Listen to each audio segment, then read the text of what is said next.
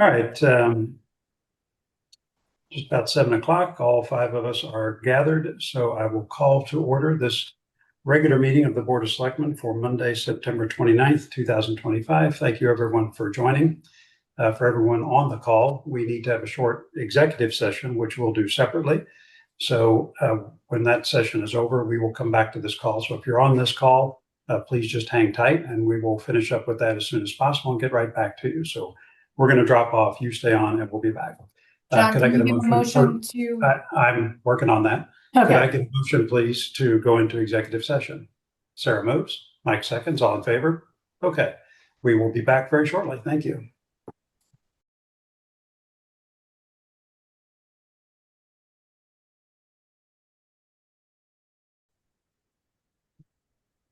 Okay, looks like we have all the rest of the Board of Selectmen back on for our public session. So could I have a motion, please, to go back into a regular session? Sarah moves. Marcy seconds. All in favor? Okay, very good. I'm going to adjust the agenda slightly to move up the discuss in new business, to move up the discussion to discuss and take action on a request to amend the fire marshal vehicle purchase. Fire Marshal Bobby Bush wanted to actually stay on till the end of the call tonight, but I went ahead and looked him up. Bobby, Jennifer, you want to kick this off and Bobby can join? Sure. Can you just make a motion to move up that item number? Sure. Could I get a motion, please, to move up new business item number 4 to the top of the agenda? Sarah moves. Mike seconds. All in favor? Thank you. Okay, Jennifer. All right. Let me just turn on my camera. So what you have in your packet is a request from Fire Marshal Bobby Bush. When preparing his budget, he did get granted a new position that will be posted and with hopes of a higher date of Jan 1.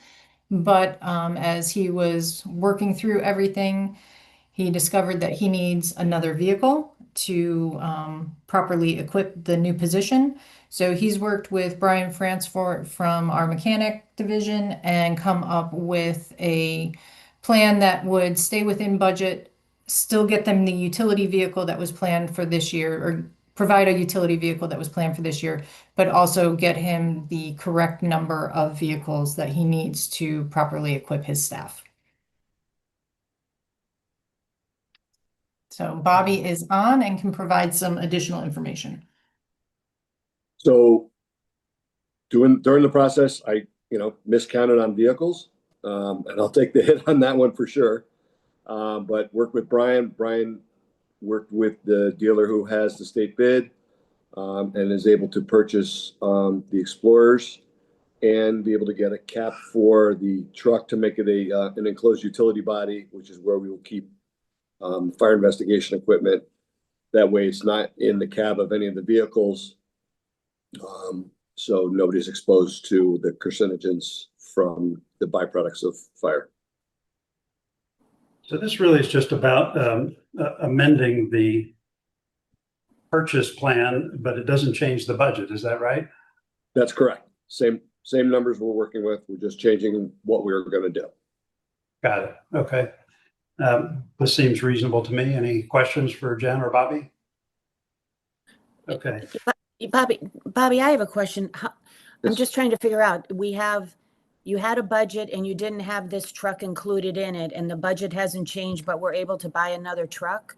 The budget was, we were going to purchase an F-350 utility truck with a utility body and an enclosed cap. But when we realized what had occurred, Brian said there's no way. So Brian worked it out where we can do what we need to do. And then hopefully when we go to replace the 2016 current vehicle we have, in about 5 years, we'll be able to take the utility body and cap off and put it onto a new cabin chassis. So it won't, the end of the day, the cost of the next vehicle replacement will not be as high as we would anticipate. Okay. Are we getting 2 trucks for the price of 1 here? So, in a sense, yes. 2 different vehicles than what we were originally going to purchase. 2 different. Okay. Right. And how much are each one of them? I believe the price Brian got, I don't know off the top of my head, but it's around 54 to 55,000 per, plus the cap for the utility body, plus the upfitting on the vehicles to put in the warning lights and sirens. Okay. And then some of the work is going to be done Brian in-house. Other questions for Jen or Bobby? Okay, could I get a motion to approve the request to amend the fire marshal vehicle purchase as described? Okay, Mike moves. Sarah seconds, all in favor? Okay, unanimous. All right, Bobby, thank you. Thank you all. Have a great night. Okay, back to the top of the agenda. So we have a brief presentation on the proposed usage of opioid settlement funding. Jennifer. Yeah, I have Mindy Chambrelli, the Director of Health, here with me. I'm just going to share my screen. And Mindy, when we get to your slides, you can just let me know when to advance, and I'll do the slides for you. Okay.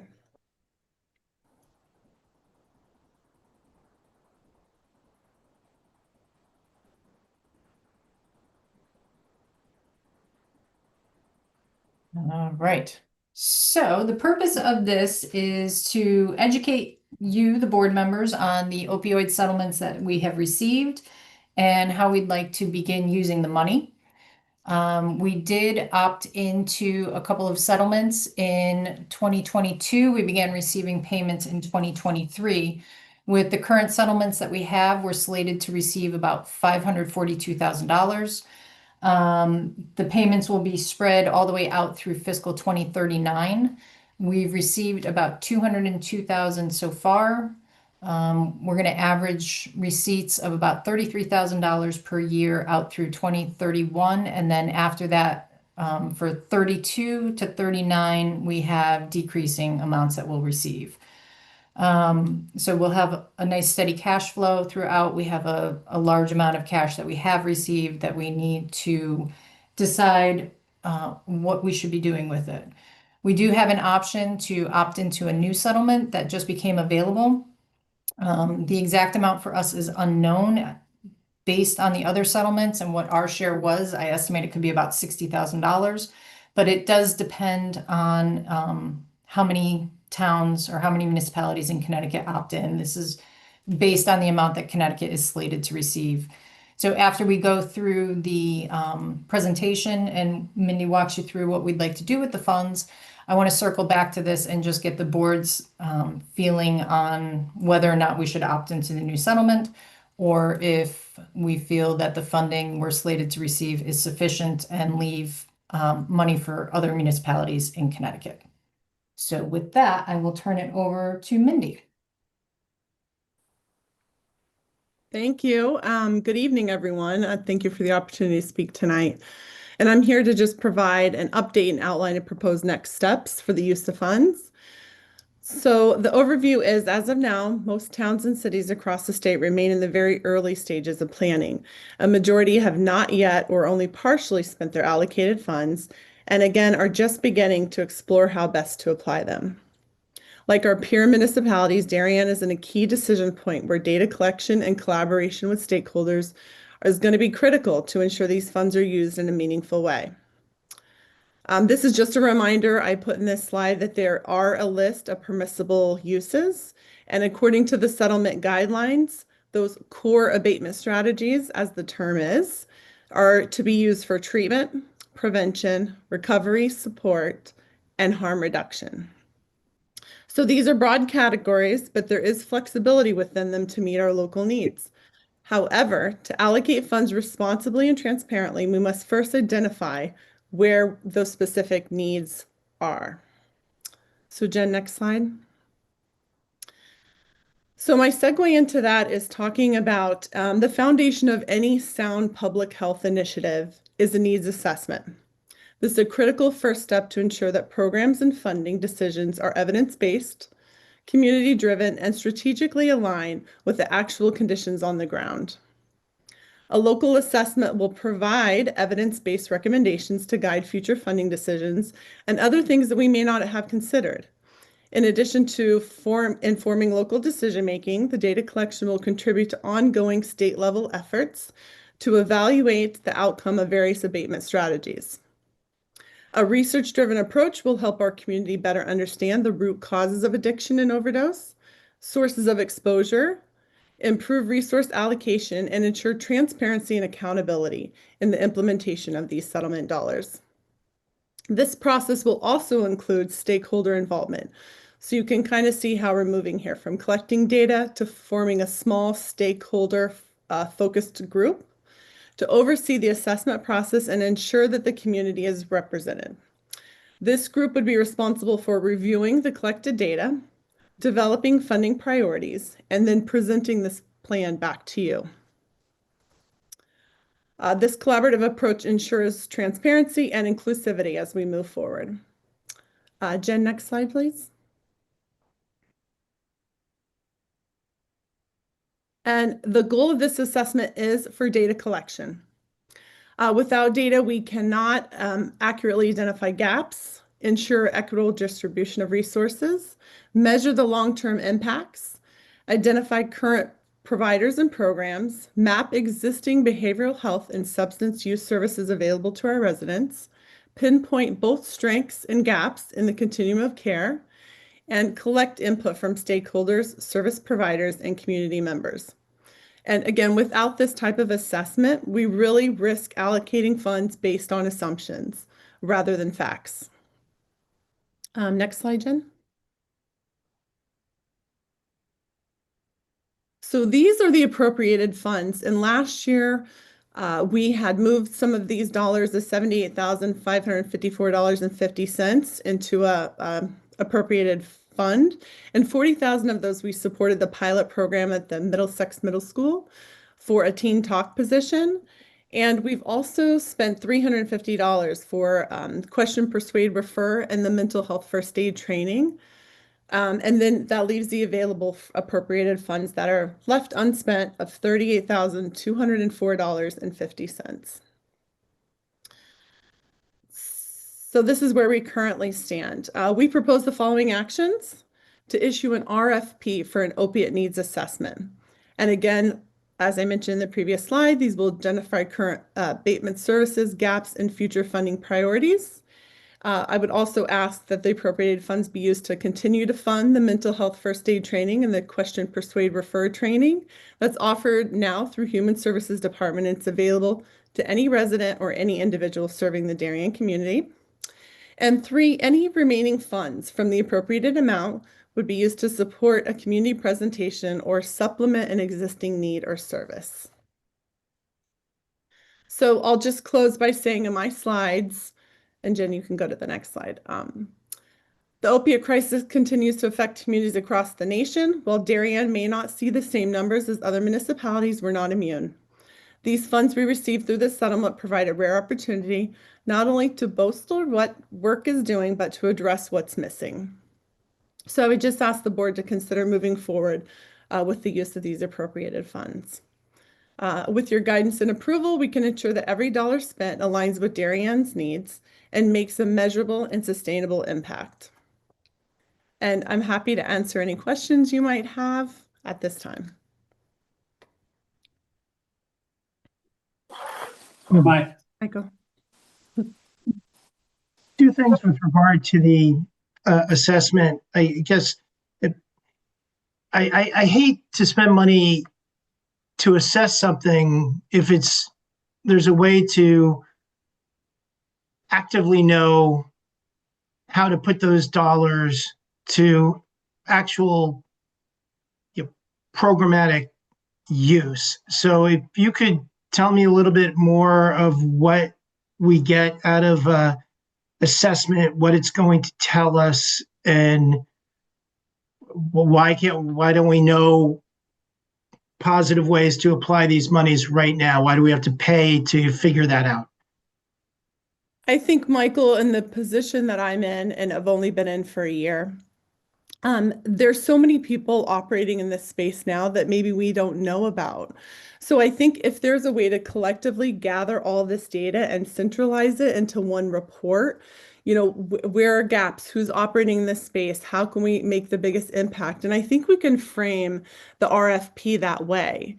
And, to really focus in on some of the language that's used in the settlement agreements to produce output. And I think maybe someone from the outside looking in could maybe see things that we can't. Thank you.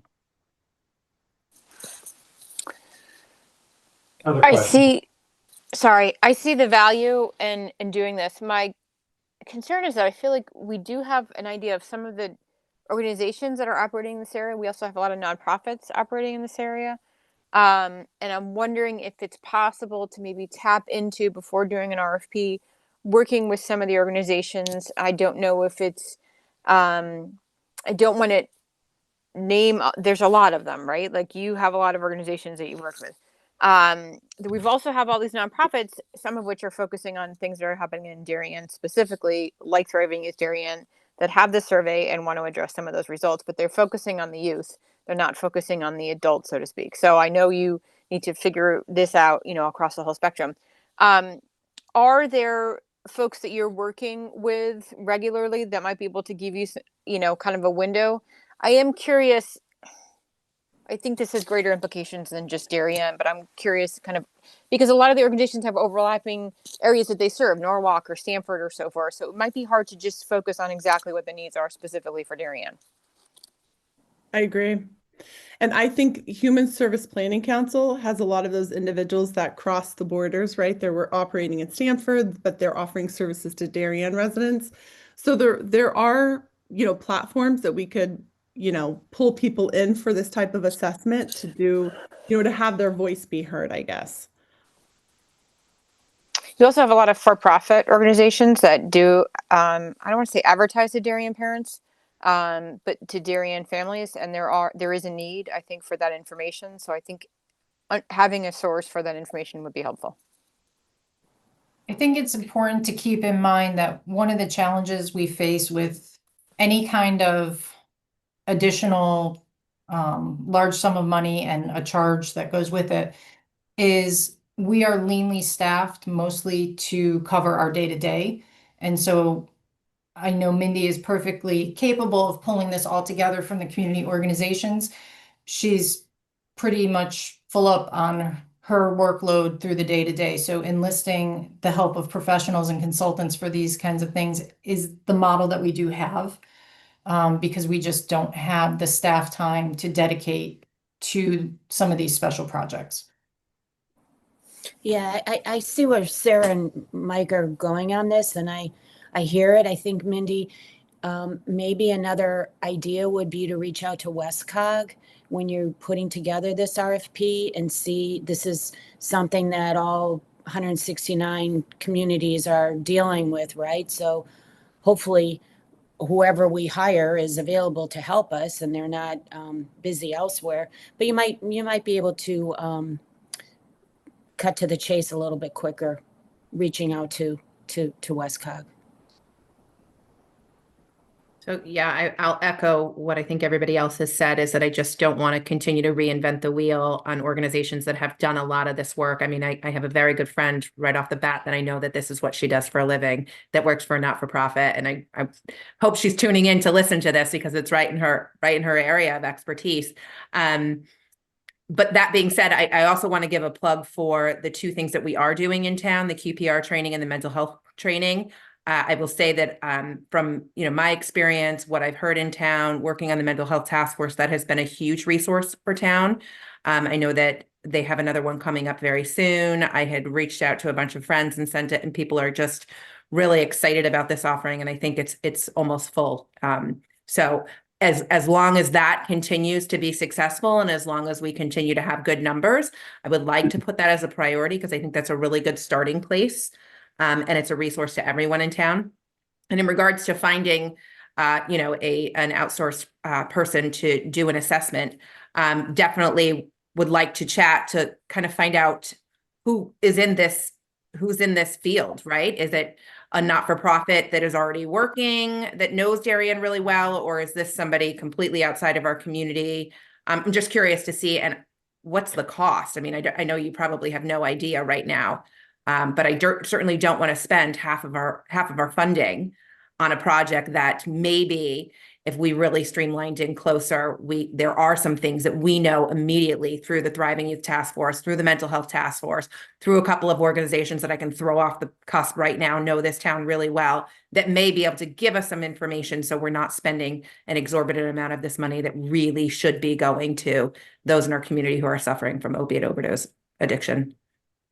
And Mindy, correct me if I'm wrong, but we were thinking maybe like 10 to 20,000 based on the Right. cost of other surveys and needs assessments that were a larger scope and a little more expensive than that, but we're thinking probably the 10 to $20,000 range. The other question I had is, you mentioned the additional 60,000 that's available, and whether or not we feel that we need that or should apply for that. What would be the challenge of taking that money or not taking that money?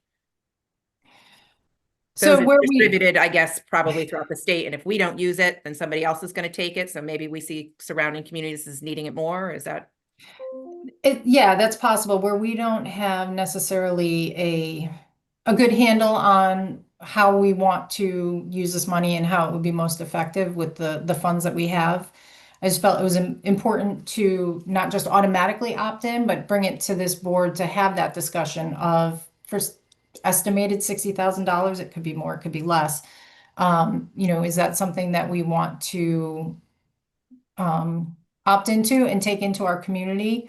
Or do we think that maybe the 542,000 that we're slated to receive through 2039, do we think that might be sufficient and that these funds would be better served elsewhere? Because there is definitely spillover effect from other communities that struggle with it. It does impact us too. There's no easy right or wrong answer. Is there a deadline on when we can apply for that? Yeah, we have to opt in by tomorrow. Okay. I wanted to get this on our first September meeting, and then the agenda was enormous and it just didn't get in. My initial thought when we first heard about the settlement was, I think it could do more good elsewhere. But then when I did look at the amount that we might receive, I think spending $60,000 over the course of 10 years, we're looking at 10, 14 years over the course of all this funding. I think it's reasonable to take that money in. And if we don't find that we would use it right in our town, as other towns figure out what they want to do, there might be opportunities for a regional partnership or something like that. Yeah, that was my next question. If we found that there was an outside organization in our surrounding communities that were doing this and we wanted to help them, we can move it over to. Exactly. Okay. Yeah. Jen, is that the Sackler? Yes. Yep. So I feel like that's about half of what the state is supposed to receive overall. So where are you getting the 60 from? This one that I was looking at, it showed that Connecticut is slated to receive a maximum of 61 million. And just based on our percentage that we've received of the other Connecticut maximums, I'm estimating 60,000. But like I said, it really is a function of who opts in, how many towns opt in, and the percentage may be different than we've had on other ones. Right. Okay. I think if we're doing a needs assessment, although I like your idea, but I think if we're doing a needs assessment and then we're not taking full advantage of what we might need to address the needs, maybe it's better to opt in at this time. Mm-hmm. Yeah, this one feels a little weird to me. I mean, the amount of horsepower we have on, to Marcy's point, Mental Health Task Force or Thriving Youth Task Force or anyone involved in the schools or the police department or whatever. I mean, the intersections of all these individuals to different groups that spend this kind of money effectively on things like opioid treatment or counseling. I mean, collectively, we must have quite a depth of perspective as to who the good actors and good players are out there that could spend this money effectively. So I'm okay with putting out an RFP to see what people would propose in terms of how they would help us. But I reserve the right as to whether I'd want to approve that funding, just because it's really got to be incremental to what I think we could collectively learn simply by reaching out, for example, to West Cog or the chief or anyone, Marcy, that you're connected with. It sounds like there's already at least one that you know of. I mean, let's see what they come up with, but I'm going to have to be really impressed before we spend money on a consultant, given how much I think we already know. Okay. So do we need, we don't need a vote on this, or Jennifer, what do you want to do? No formal action needed. This was really informational, and I get the sense from the board that we want to opt into the newest settlement, so I'll send that paperwork in tonight. And then we'll issue the RFP. We'll look at the responses. We'll sit down with you, John, go through the responses, and we can find, after we get the responses, we can find a time to meet back with the board and just let you know how those came back, what the price was, and how we want to move forward. Okay, that works for me. Any other questions on this? Final comments? Okay, Mindy, thank you. You're welcome. Okay.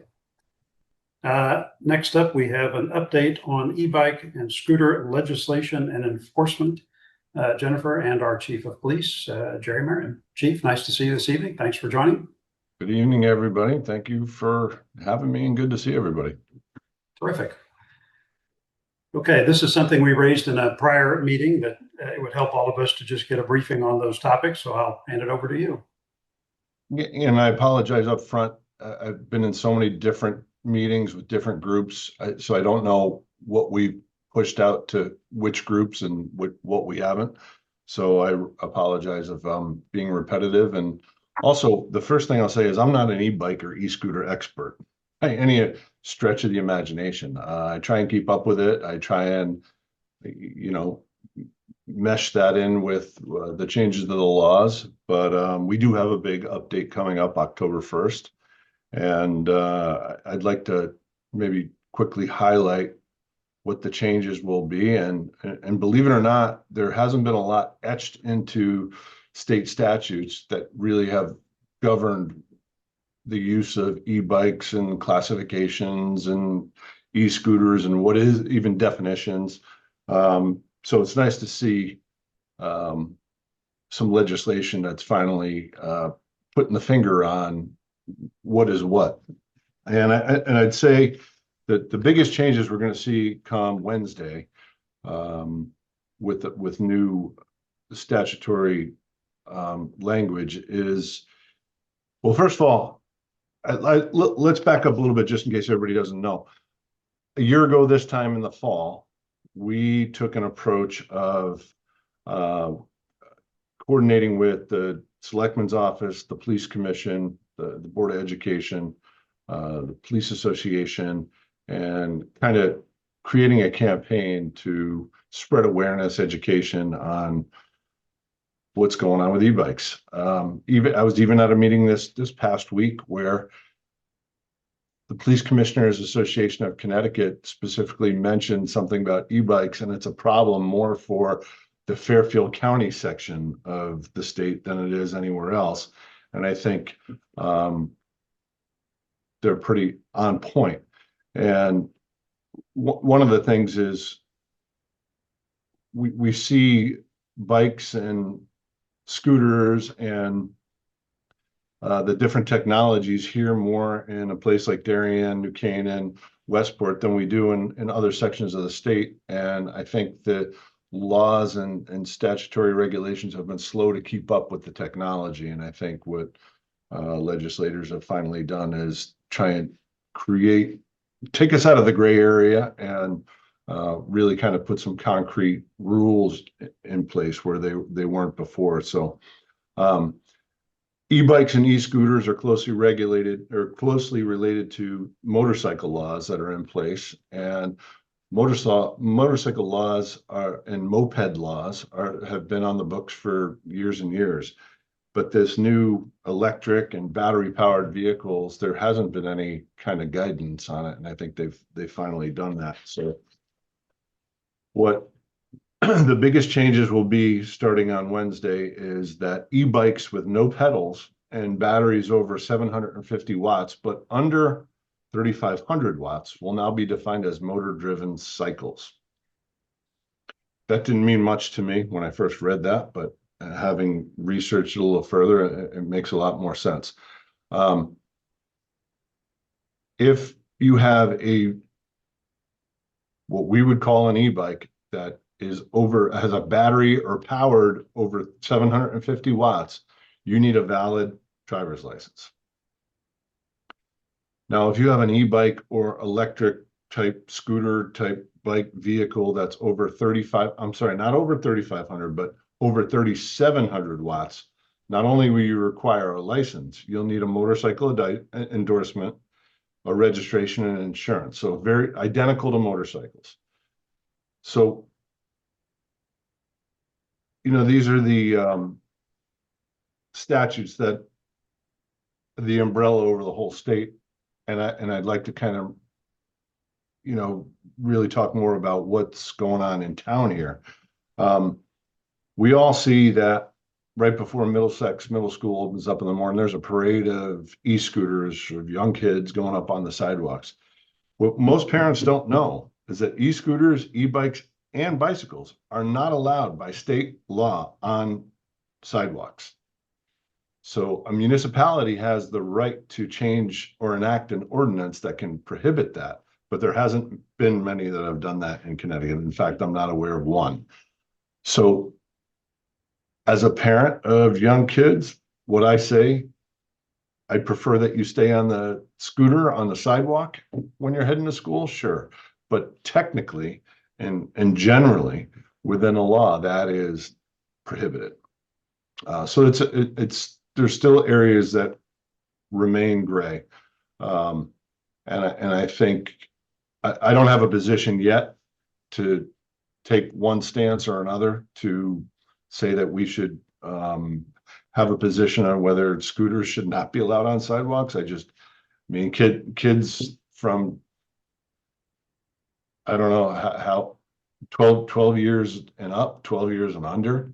I don't know where you draw that line, but those are the facts. And, back to the Darien stats, have we had accidents that have involved e-bikes and scooters? Sure, we have. Have we had some serious ones? We have.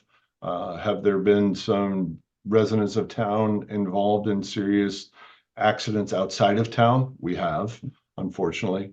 But it hasn't been to the level most people are kind of reporting back based on what they're hearing on social media. So we've taken the approach since last year of really kind of tackling the awareness and the parental responsibility, and rather than an enforcement approach. However, come Wednesday, we really are going to continue the approach of making sure everybody, however we can reach them, whether it's in person, whether it's through the schools, whether it's through social media or news articles, that there are new laws in effect and enforcement can be taken. That's not going to be our first choice, but people that maybe are repeat offenders or don't really kind of hear to our advice, we're gonna look at it pretty critically.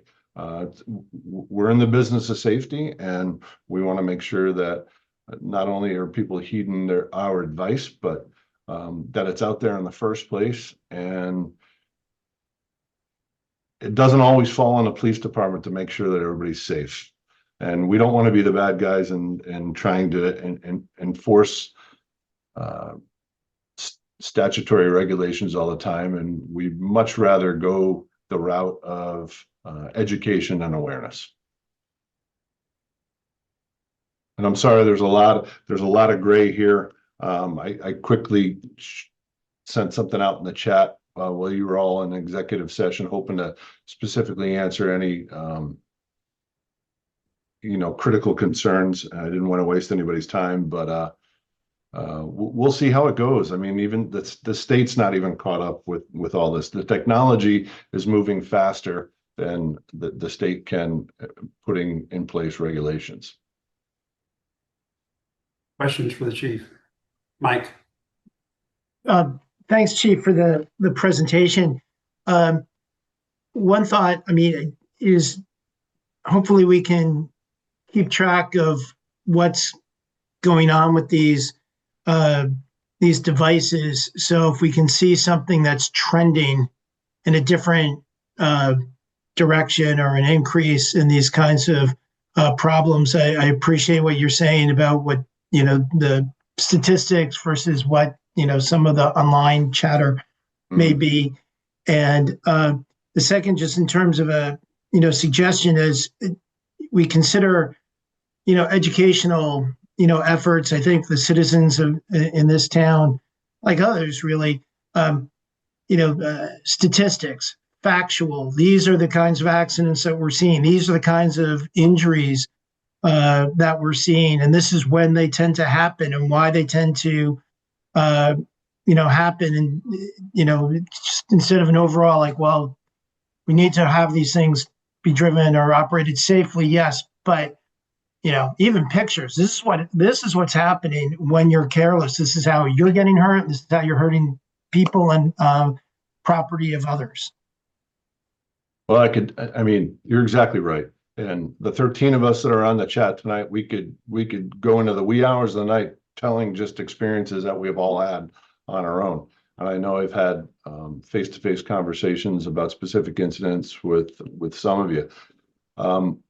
One thing that I'm not sure everybody is on board with or on the same page with is, as soon as you send your child out on the road, and whether it's a bicycle, e-bike, or even what they have to know the rules of the road. That's a requirement across the board. Our office administrator, before he left for the day today, he's telling us a story where a full-grown gentleman blew by him at 25 miles an hour while he was trying to make a right-hand turn, and he went by him right on the right-hand side. That could have been a fatality. Woulda, coulda, shoulda.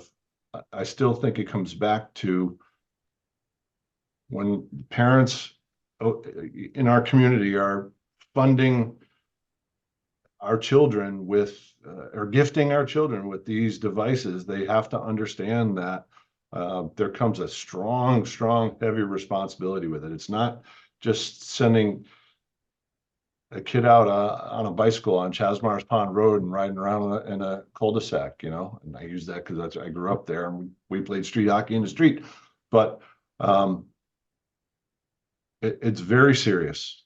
And I don't think the parents are on board just yet. And that's why we've taken the approach that we have. Again, to back up a little further, our police association got on board with it, and we had an incentive program where if we see the kids that are wearing their helmets and they're following the rules of the road and they're abiding by the rules that they're supposed to be, we're giving coupons for slices of pizza at Heights Pizza. We don't think that the rule, our approach should be to throw on lights and sirens, take one of our police cars out of service for a moment, and hope that the kid stops to begin with, and then call the parents and have the parents make arrangements to get this bike home because they were outside of the regulations. We all have countless stories, but one of the things I want to just quickly put on record is one of our bike shops, not in town necessarily here, but these are the authorities on this kind of stuff. And we've had, or he cited, or they cited, someone would come in with an e-bike that had been aftermarket modified and complaining that the brakes were squealing or not working properly. And it was determined that the regulator or the modifier or the governor, however you want to refer to it, was removed from the vehicle, and the brakes could no longer keep up with the speeds that this vehicle was performing at. And the bike shop, or whatever the shop was, said, we don't have a leg to stand on here. We're not allowed to work on these types of things because it's just not it's not appropriate. We're not authorized. We're not certified. And that's what's happening after a 30-second YouTube video, someone here in Darien can buy a $5,000 e-bike, and that's regulated for US standards at 20 miles an hour and have it go 55 by the end of the day. And one other point I'll make, and this is factual as well, I like to deal in the realm of fact, is a lot of these kids are wearing bike helmets, and bicycle helmets are typically tested at a 14-mile-an-hour crash incident. And these bikes are not going 14 miles an hour.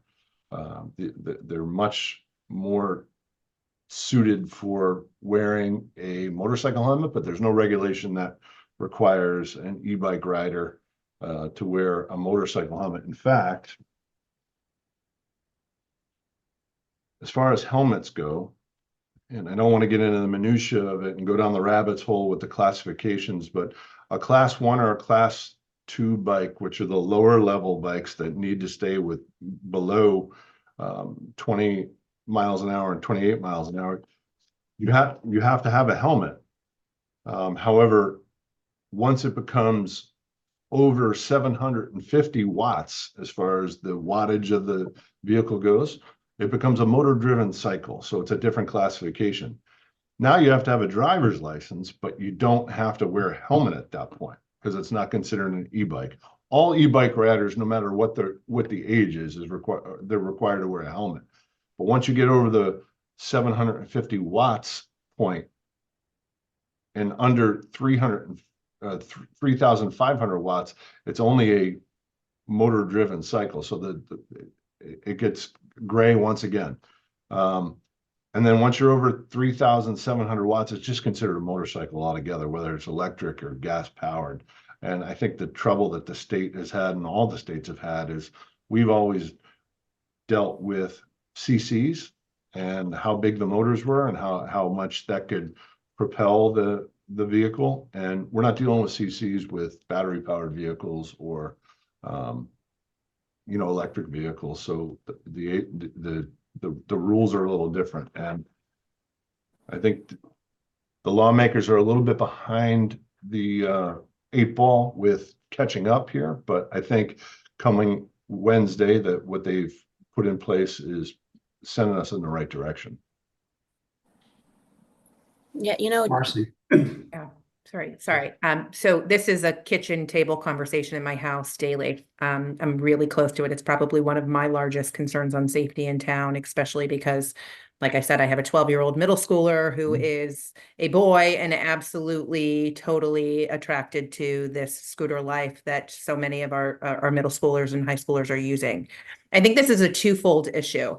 I was fortunate enough that I was able to take him to a scooter bike training class at the depot this afternoon, and he's been riding his scooter around town. We have very strict rules. He's only allowed to ride it at Waverly Park. He's only allowed to ride it up and down our dead end street. He does not ride it on any of the main roads in town. He's too young. He doesn't have a driver's license. He's an inexperienced driver, but he's had experience driving with it, him and his father and friends.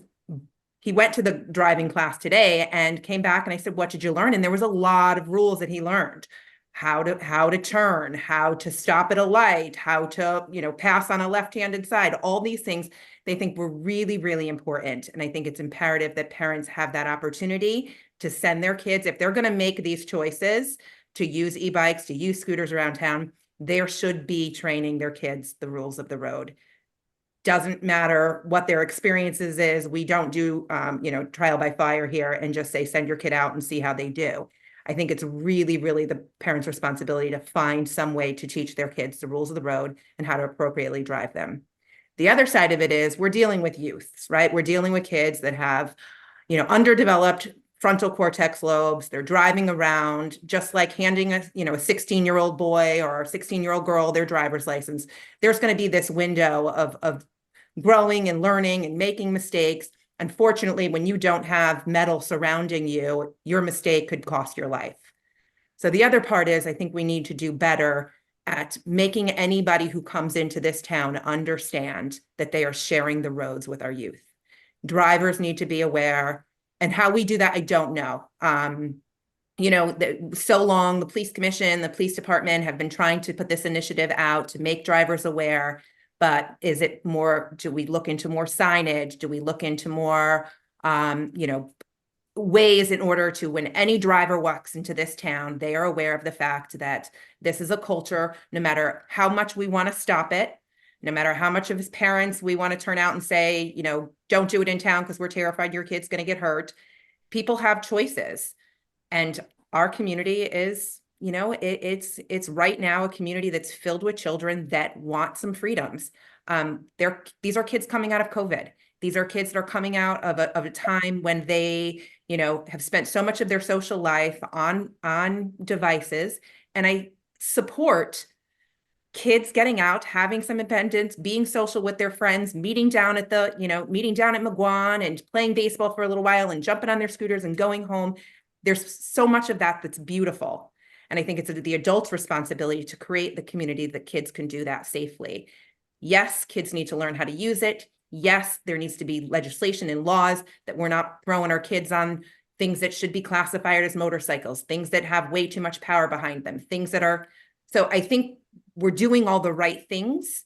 I think we need to continue with the education component of things on both levels, both the drivers. I would definitely love to see high schoolers and kids that are newly 16 be continuously reminded. That's my biggest fear. You get some 17 or 18-year-old pulling out of the high school, driving down to the Heights, and some kid comes flying out of the middle school. You've got two really immature, underdeveloped kids that are out on the road. That's where my fears lie. So I think it's important that we do continue with this education process. I think we do put some signage around town, and I think we need to ramp up the opportunity for bicycle training for our youths in town. I don't think we're going to stop this. I don't think that there's going to be any initiative. I mean, I have said to every parent in town, you know, it's illegal to have your kid on the road. Do you know that this is dangerous? And, you know, people know their choices, but they have the rights, and certainly their kids need that opportunity to have a little bit of independence and drive around this beautiful town that we've created for them. So whatever we can do to try to look at those two scopes, like I said, educating the driver of the vehicle and educating the driver of the bike. Thank you, Marcy. Other comments or questions for the chief? Sarah. Chief, I'd like to thank you and all of your staff. I know that many have been involved with the education piece, and I know that you've gone personally to the middle school. I know that you're trying to help with the kids, and I think it's great, and we really appreciate it. I, like Marcy, I share a lot of concern. I don't have any children of that age, but I see, as many do on social media, people concerned. Marcy, I would echo your thoughts, but I would also echo for parents and everyone else. We're all distracted in our lives, and we're on our phone, and we shouldn't be when we're driving, and we're racing, we're running, we're doing whatever it is we're doing. And I think the more education that we can do, the better. Aiming at parents, aiming at anyone in town. I'm concerned timing wise that morning period, if you go up Hollow Tree up to the middle school and all the kids on the bikes, it's a busy time. It's people rushing to the train. It's people, going to work and so forth. And it's a really tough time of day. And I know after the kids are getting out of school, they're coming out to them. Parents are running around picking kids up or dropping off. And so again, just the more education that you can do. Thank you very much for what you're doing. And we ask that you just continue. So thank you. Perfect. Other questions or comments? Hey, Chief, I wanted, you touched on the helmet. I don't understand like the 3,500, the whatever, but bottom line is at the faster speed, do you need to wear a motorcycle helmet if it's considered a motorcycle or not? Well, not even, it doesn't have to be considered a motorcycle. It's even these e-bikes are traveling at speeds that far exceed the protection that a typical bike helmet is going to provide you. So there is something called there's something in between a regular bicycle helmet and a motorcycle helmet that's regulated for a faster moving e-bike. I don't have it at my fingertips here, but the quick example, one of our supervisors saw a child or juvenile on a e-bike, and I forget, I probably told this story to some of you, weaving in and out on the post road, going well over 35 miles an hour. And the kid was gentlemanly enough to stop when the police officer stopped, and we wanted to make a positive contact and say, hey, what are you doing? And mom came to the scene on all that, and officer explained to mom that seemed like son was going way faster than even the speed limit. And she pulled up that app, Life 360. I don't know if all of you are familiar with that. You can track your kids. And she said, yep, sure enough, he was going 44 miles an hour because it tracks the speed through GPS of the phone. And this was a young gentleman who had a high quality e-bike that had a governor to be sold in the States, but knew how to remove it and was able to travel far past the speeds that it was equipped to travel. So first thing I told that supervisor, and he told me he passed it along as well, is a bike helmet's not going to help you in a crash when you're doing 44 miles an hour. It's just not. It's not. A bike helmet might not even help you in a crash that's in 10 miles an hour. So these are the things we all need to think about. And one more point, it's the dead horse at this point, but let's think about even before e-bikes came on the market. Bicyclists themselves, for my 30-year career in law enforcement, don't typically tend to follow rules of the road. They don't. I'll say that. I'm not saying it painting it with the broad brush, but we've all seen it. When I leave Hecker Avenue at 4 or 5 o'clock in the afternoon, and it's that bike group that's going through town, my light is green, and 15 bikes go through the red light, go in the same direction that I'm going. It's just, that's the culture. So now we're sending our kids out, and someone mentioned COVID. I think maybe Sarah or Marcy, you mentioned COVID. Nobody takes the bus anymore to school. I'd say it's not the majority anyway. And we've had problems with traffic. We all know that in and around the schools. And with the e-bikes coming on stage these days, I know kids that are taking e-bikes from Tokenique Road to Middlesex Middle School. So that's something that never happened. So we're all kind of adjusting to it, and parents think it's great because parents have their morning to themselves now. And but it does present other problems, and my wish is that we all can get on board and know the severity of it. And I hate to have a tragedy happen for us to all recognize the severity of it. That's why this time last year during the fall, we tried to go the education and awareness route before Christmas came and everybody's making these purchases for these e-bikes for their children. And then most importantly, before spring, when everybody was going to be using them to go to schools. So Jared, Captain, or Chief, sorry, you mentioned— Know me a long time, Monica. You mentioned that it's illegal to ride a bike or an e-bike on the sidewalk. Generally, by state law, you're not supposed to ride a bicycle, an e-scooter, or an e-bike on a sidewalk. And if you are, you have to yield to people that would be walking there. And like I mentioned previously, a municipality can move to have an ordinance put in place there's a couple of different ways you could do it. You could ban them all together. You could have designated areas that allow e-bikes on sidewalks, or choose what most municipalities do, and they don't have any specific ordinance at all, but generally they're prohibited on sidewalks. So with that being said, if there's an accident, a serious accident, which ends up in a lawsuit because it's illegal, that would jeopardize obviously whoever is hurt, but it'll point back to the law, right? Yeah. Okay.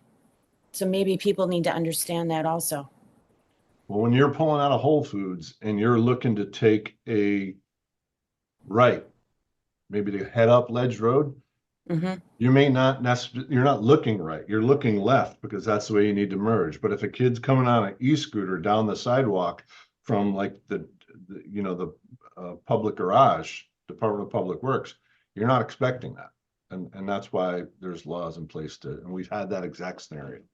And that goes kind of back to my point of maybe if we find these areas that could be difficult, that we consider some signage for the driver, right? Look both ways. We're sharing the road with bikers, whatever. Just as we're looking through this scope, I just think that there's two parties responsible. You've got the e-bike driver and then you've got the vehicle driver. And both of them are in a new scope. And one is underage and one could be anything from 16 to 160. All different types of people that we're communicating this with. I think if we start to identify areas that might be heavy on congestion with our younger travelers, it might be beneficial for us to consider some warnings or however we can do that. Just pay attention to what other communities are doing and get some ideas. I would never argue with that. Yeah. The only thing I would say, just from my experience in the last few years, is whether it's a state road versus a town road and us putting signage or on private property, it all kind of, it gets a little, there's other boxes that need to be checked in those circumstances, but I agree with you 100%. But it should, I guess my point is that we should probably always consider it in our traffic studies that now we're running and sharing this road with kids and bikes, and it should be considered as we study the traffic in this town. Other questions or comments for the chief?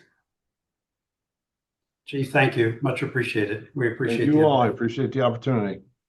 Okay. Thank you. Take care. All right. Our third and last presentation is about ADA access audit final report and transition plan. And so we're joined today by looks like John McGovern and Laurel Heiselman. We appreciate you all's patience as we get through all this. Jennifer, you want to kick this off? Yeah, I was going to introduce John and Laurel. They are from the WT group. They're the ones who were engaged by WestCog to conduct ADA audits for WestCog's member towns. They have spent a lot of time in Darien. We've gotten to know them well. I will say that working with them, I have learned a lot about ADA, and the audit I found to be very worthwhile. And at this point, I'll turn it over to them. Laurel or John, if one of you wants to request access for the screen so you can share your presentation, that would be great. Jennifer, I'll have the PowerPoint if you want to give me access. All right.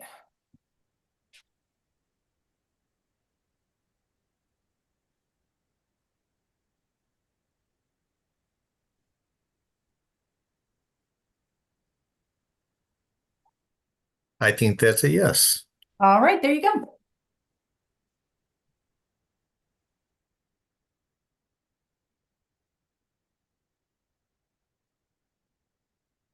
All right. Are you seeing the PowerPoint? No, we are not. I see Zoom, your screen. There we go. Now I see it. You see the PowerPoint now? Yes. All right. See it in presenter mode, just so you know. Say it again. I see it. We see it in presenter mode. So, I mean, that's fine. There aren't any notes on the bottom. I don't use notes. I know. Thank you, Board of Selectmen, for the time tonight. Laurel and I will, as Jen mentioned, talk about the work that we did that was sponsored by WestCog. So tonight we'll spend a little bit of time talking about programs and policies, how to treat old sites and new sites under Title II. We'll talk about our process that we used.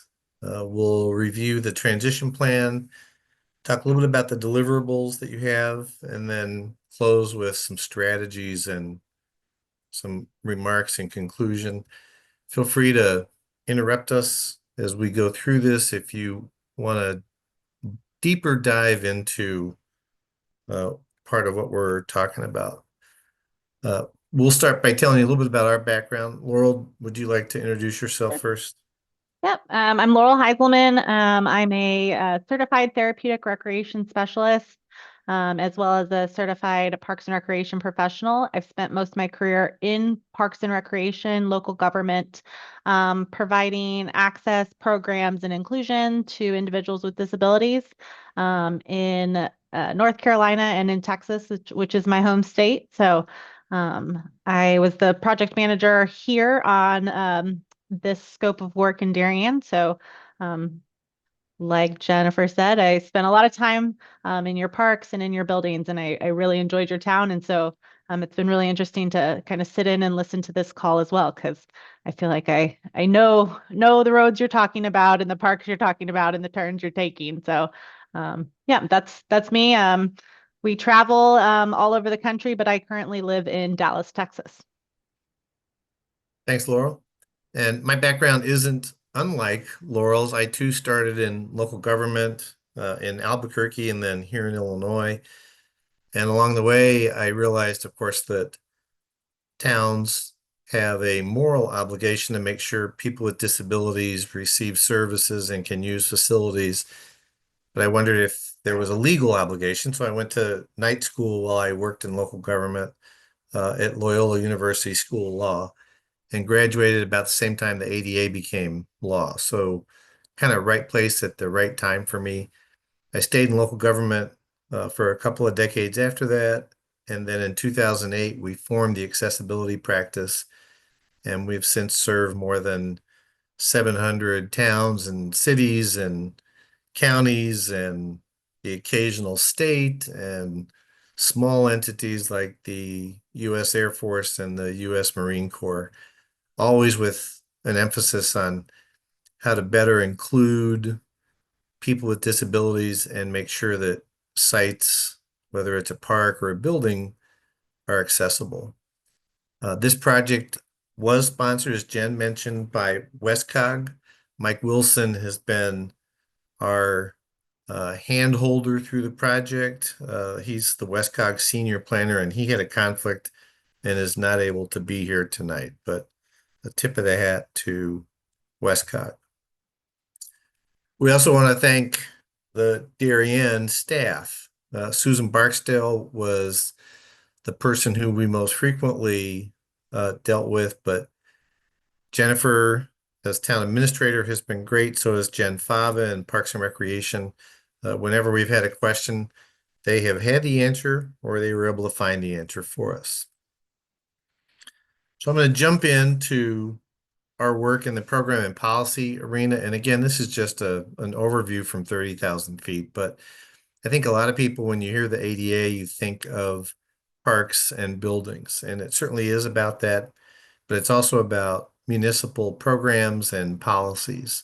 So everything from how, if I were a citizen and wanted to make public comment, how would I do that? How would I make you aware that I'm a person who's deaf and needs a sign language interpreter? So as part of the scope here, we interviewed staff about how they invite, analyze, and fulfill requests for reasonable modification from people who have a disability. We reviewed a handful of public-facing policies. We did not look at Title I or employment policies. That's not in the scope of this project. And then we also talked to staff about, if you could have more training on this, what topics would you like to hear a little bit more about? And then we closed that part of the process with a report that captured our recommendations from the staff discussions. Switching to brick and mortar issues, the ADA does have some requirements for existing sites. Of course, not necessarily every existing facility does have to be made accessible, but Title II, that's the part of the ADA that applies to the town and its public-facing pieces, does require that all existing town facilities have to be audited against the federal 2010 standards and any Connecticut standards that are more stringent. You must also then create a transition plan that phases the work over time. The good news is you get to pick the number of years here. The bad news is you get to pick the number of years here, so there has to be some sort of a rationale behind your decision. The ADA also does have a community engagement requirement that allows you to invite your public to identify whether they have any access preferences or priorities. We had a couple of pretty good meetings. The first selectman attended one of those as well. So that's a key part of this process. There's also a requirement regarding new construction. So anything built, designed or built after March 15, 2012 has to strictly comply with the federal standards and the Connecticut Building Code, whichever is more in favor of access by people who have a disability. So it is pretty common for us to see new construction that has a flaw. And we did indeed see that on occasion in Darien.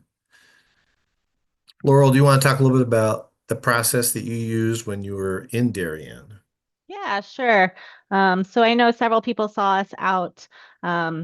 We sometimes say auditing, but that always brings kind of a panicked face to members of staff. So we've started calling them evaluations. But basically, we use an app on our phone. Everything is digital for us.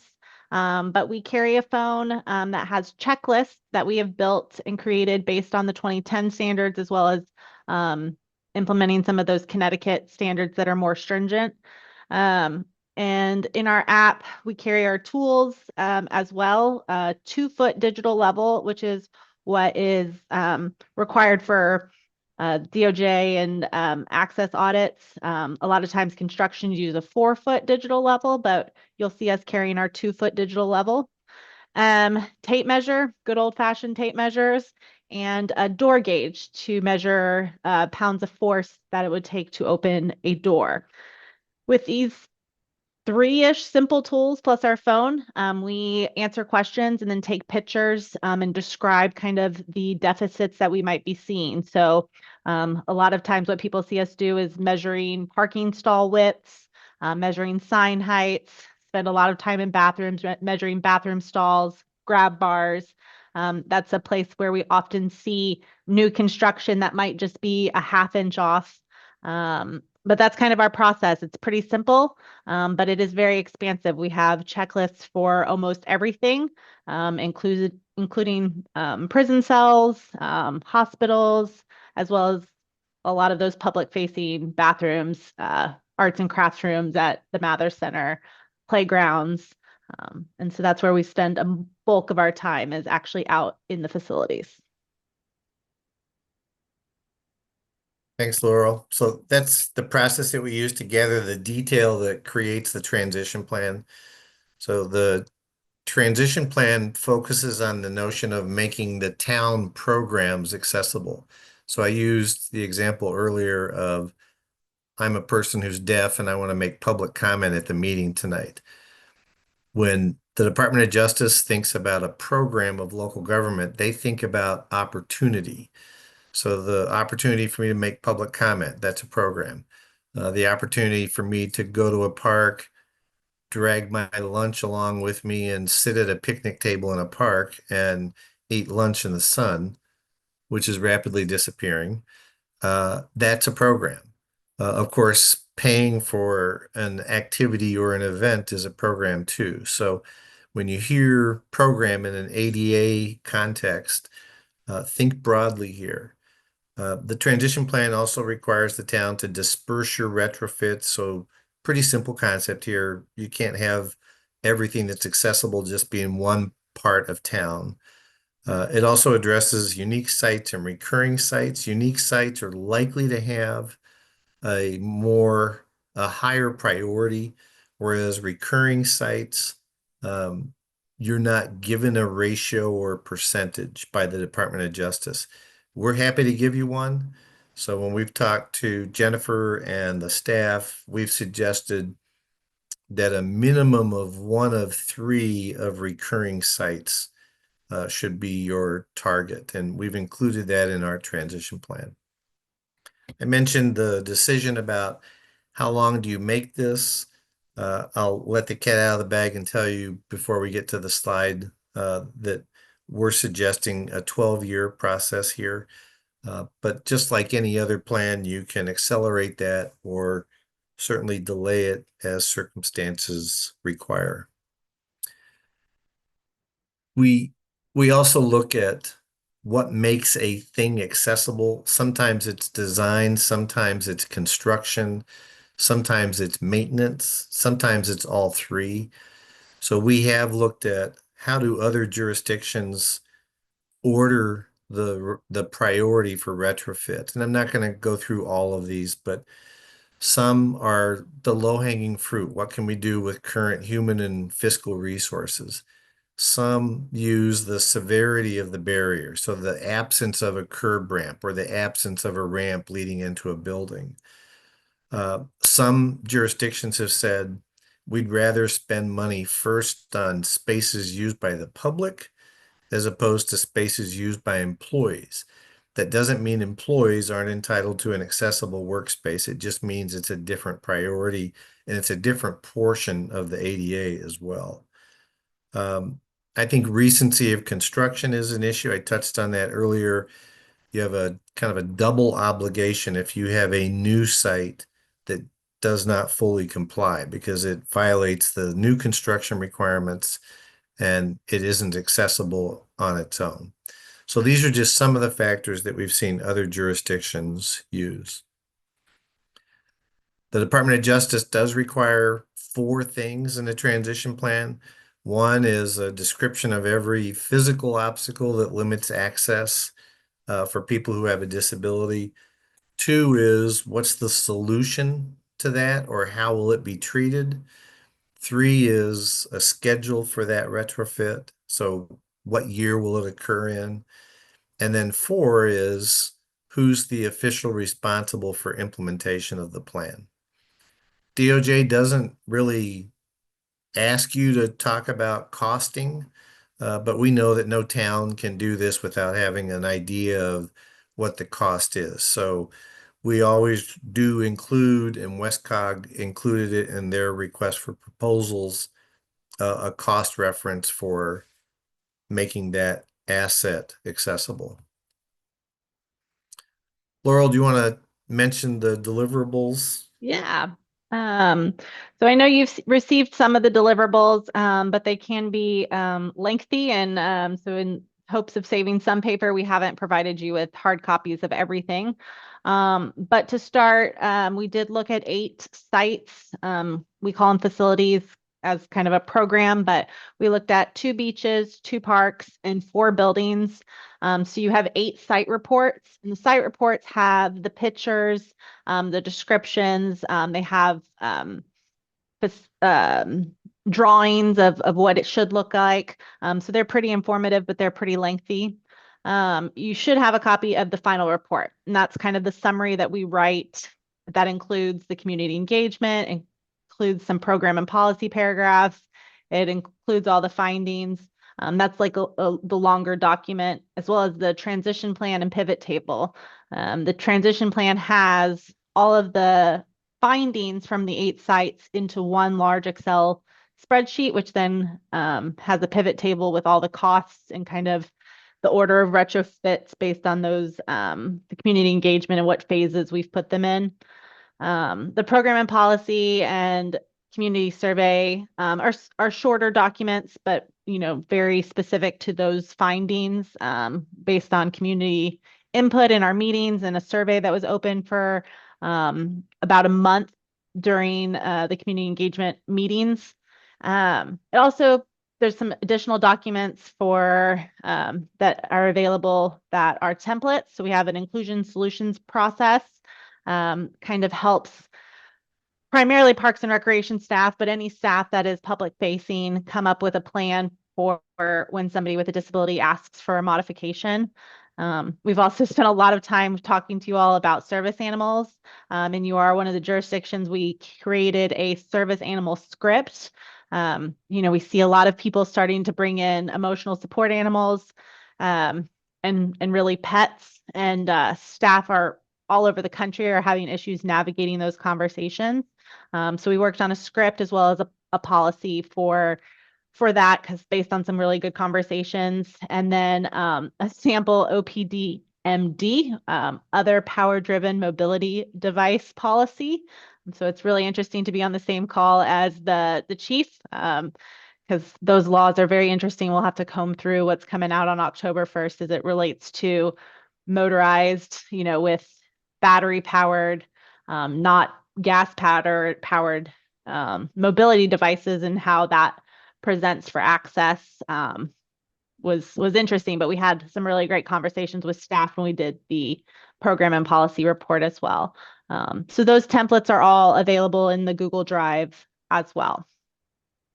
Just to build on that a little bit, I emailed Susan Barksdale during the discussion with the chief.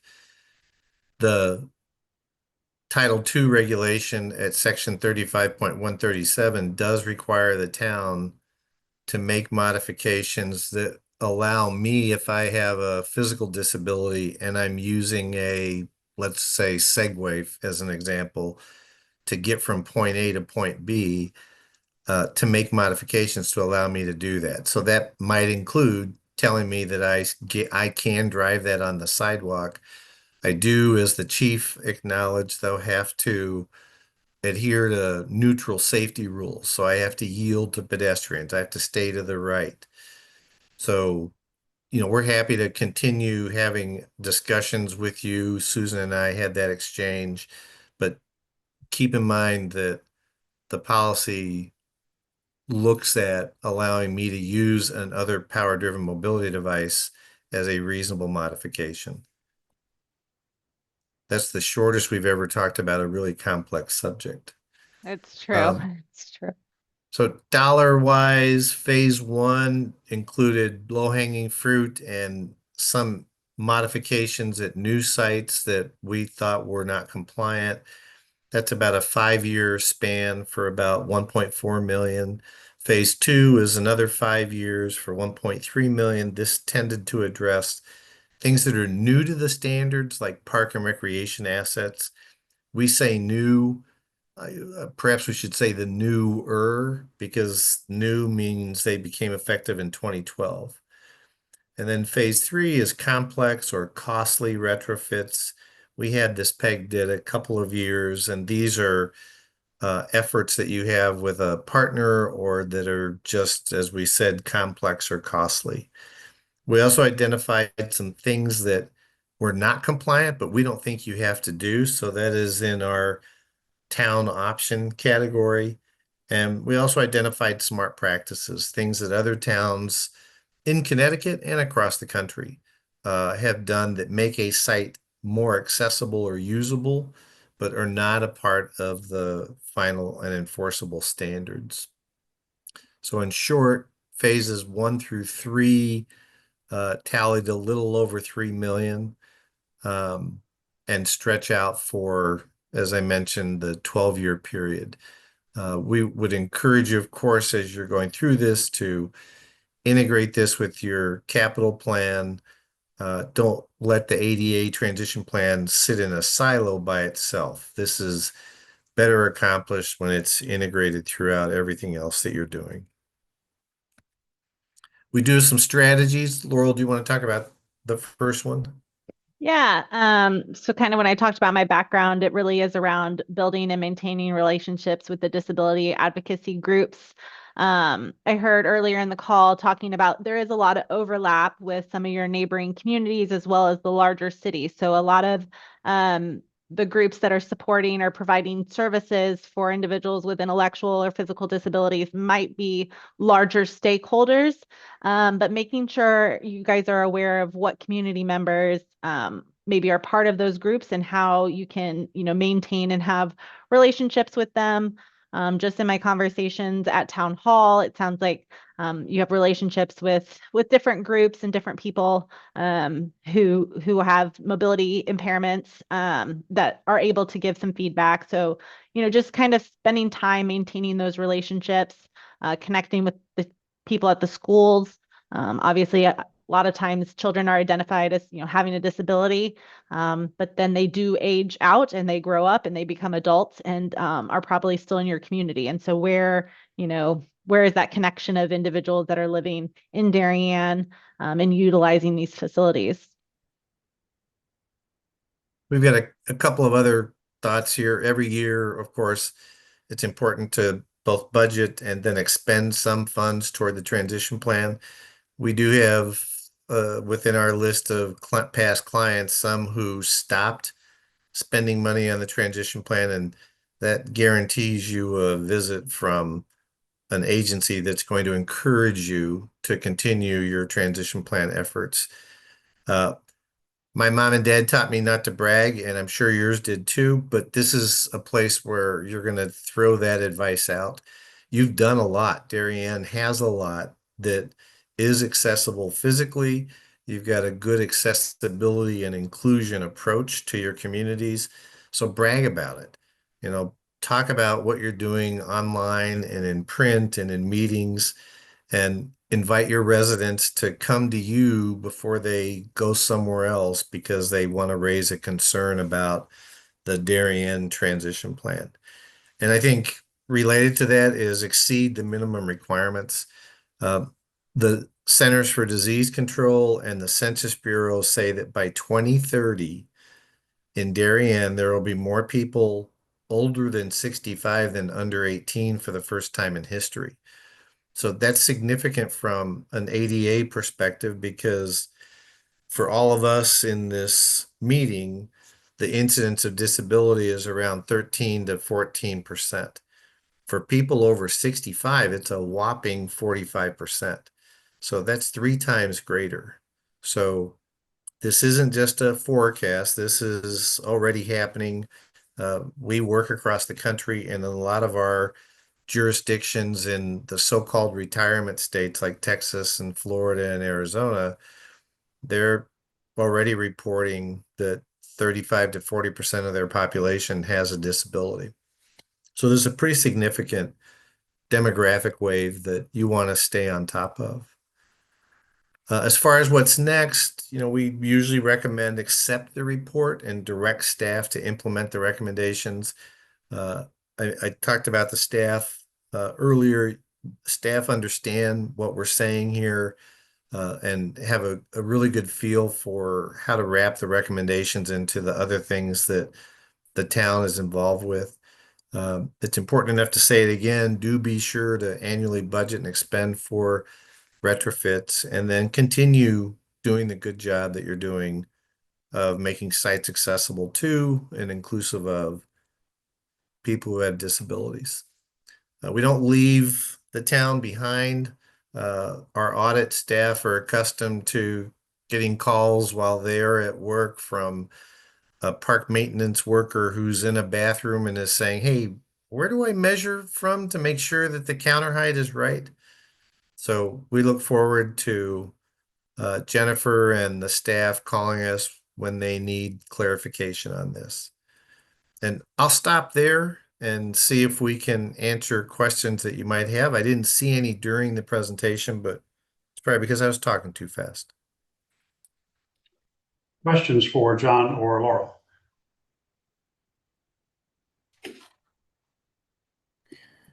I have a question, John and Laurel. You mentioned that the town should have an ADA professional, and I'm just trying to get a handle on, is that Susan and Jen, or are you recommending an additional person? It doesn't have to be an additional person. It's a credential that you can get. The credential is the Certified ADA Coordinator. So what usually happens is that the jurisdiction picks a volunteer employee and they acquire that credential. Got it. We've seen that be successful with just one person. I think the optimal model is one person that does human resources, another that knows facilities, and another that knows programs. But each town takes steps to get there. So, but that credential is really, really valuable. Okay, Thank you. Yeah, I had a chance to read through the kind of full report that was provided to us here, and thank you all for your expertise and help on this, and to the Darien team that helped you all. One of the things you mentioned was that there were just a certain number of sites and programs that you looked at. You didn't look at everything in town that was sort of a town facility that might be covered by all this. So for example, Great Island, which was a recent acquisition by the town, was not included in all this. Given that your audit just focused on a few discrete sites, how do I think about the potential list of deficiencies that we might have in other sites, and how would that figure into your financial estimate? That's a good question. The Department of Justice wisely, this is 1992, so I'll say wisely recognized that jurisdictions acquire sites, close sites, etc.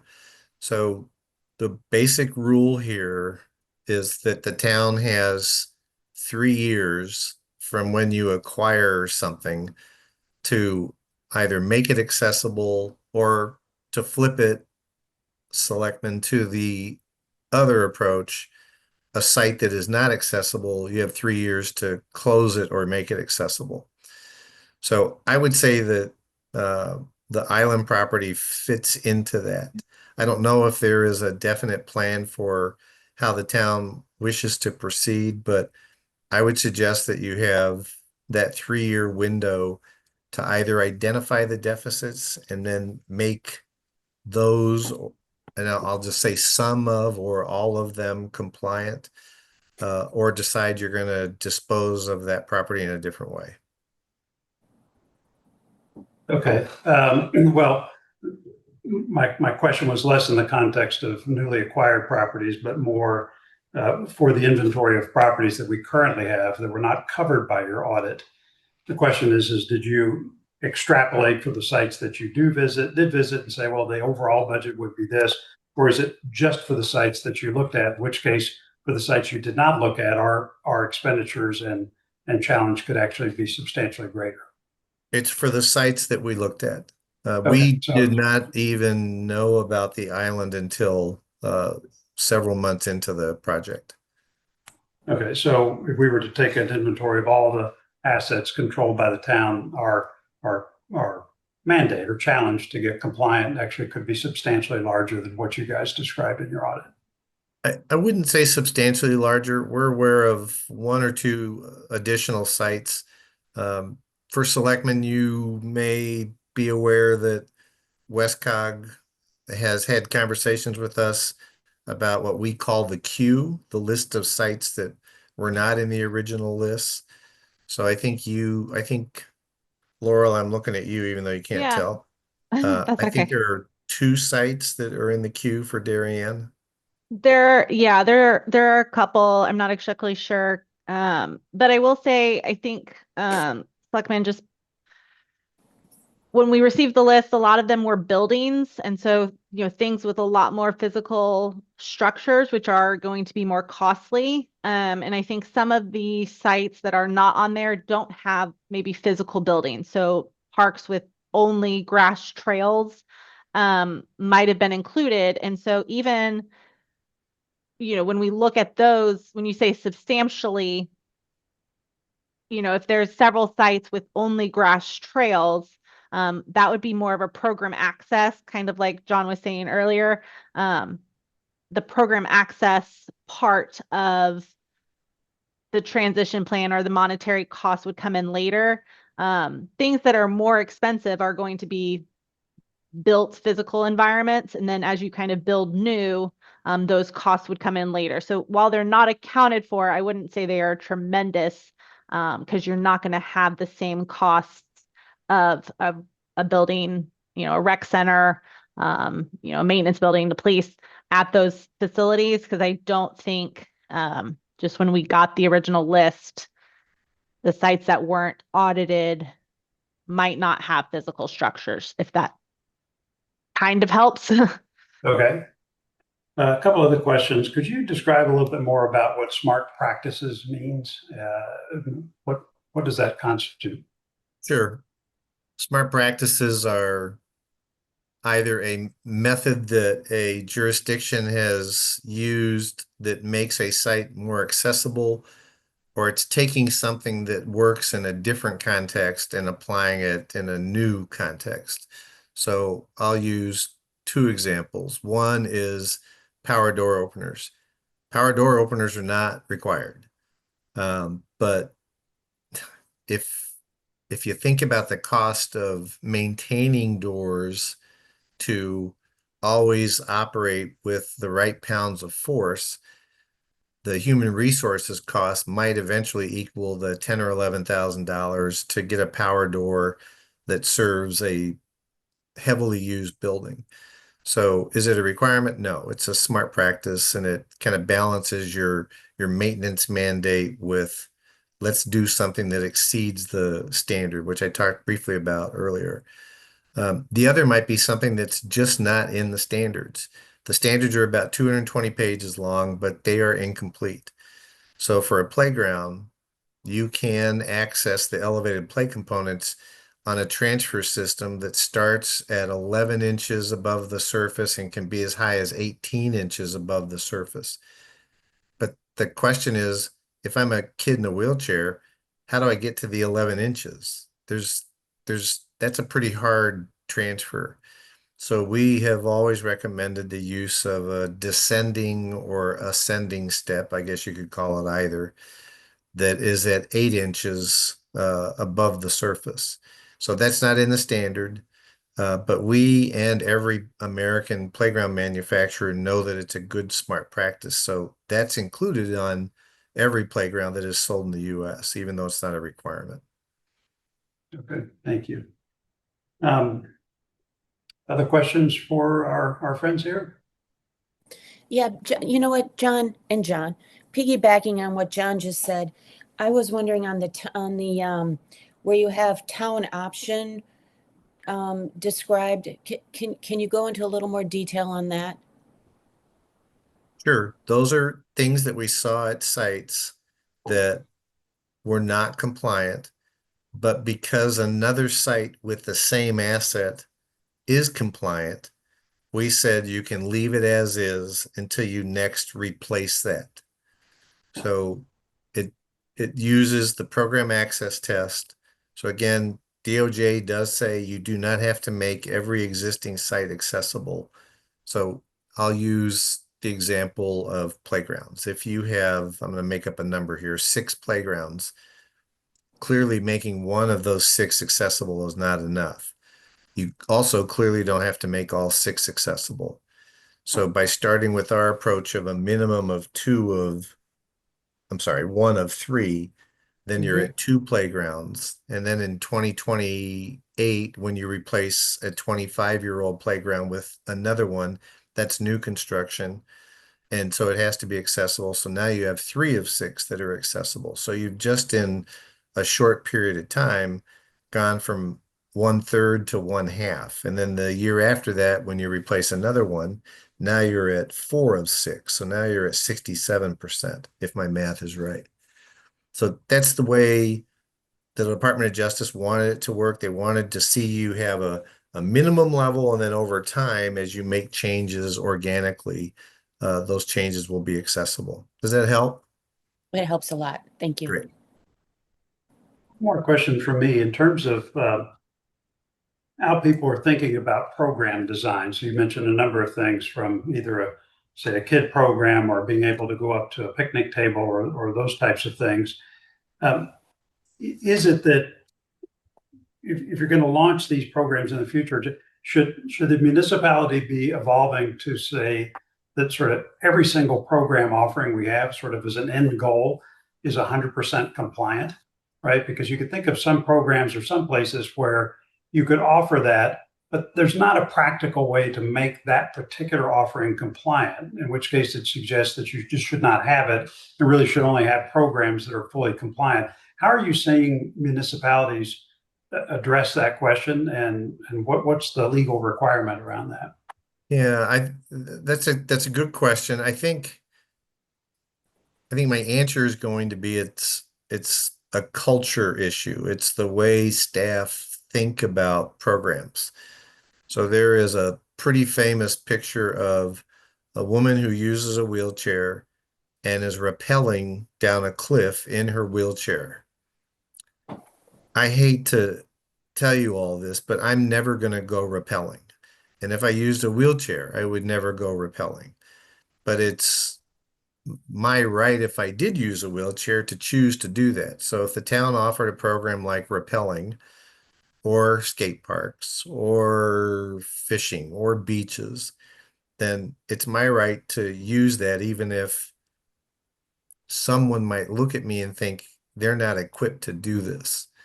So it's not unlike some of the conversation earlier about the e-bikes. A person with a disability they have the right to make the same bad decisions that some other people might make. And I'm not trying to say that people with disabilities can't do those things, but I'll just make it me. I wouldn't be a good candidate for rappelling. So I wouldn't say that this should limit your program choices. There are deaf athletes in a variety of sports. There are persons who are blind who can use a variety of sites and facilities. There are new products coming out every day. We don't endorse or recommend any one product over another, but there are products that make beaches accessible. There are products that make trails accessible for persons who are blind. So I think increasing your own staff awareness and the Board of Selectmen's awareness as well of the opportunities and the options that you have here, kind of helps answer your question. But I think creating programs, you should continue to be as creative and innovative as you are. You just have to keep an eye open for that request from a person with a disability and see if you can figure out a way to make that work. Okay, thank you.